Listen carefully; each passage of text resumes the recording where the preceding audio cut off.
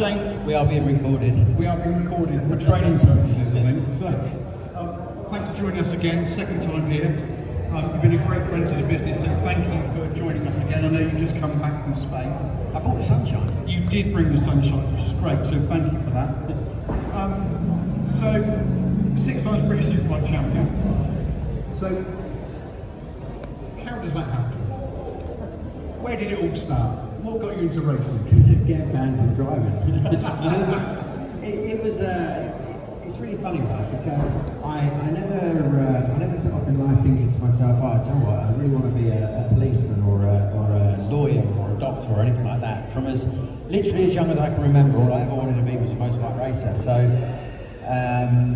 you know, the circumstances with which it started, i.e. being banned from driving, meant, right, you know what? I'll buy a race bike and I'll try and race instead.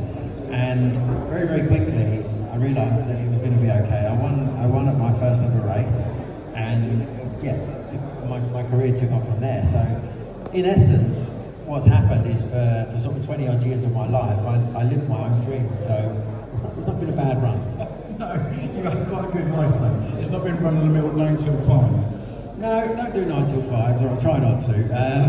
Although that said, I do have sort of 2 relatively young children, and that's like a full-time occupation. Of course. So how early, when you riding motorcycles, did you realise that you're actually really good? I think that it's a very difficult thing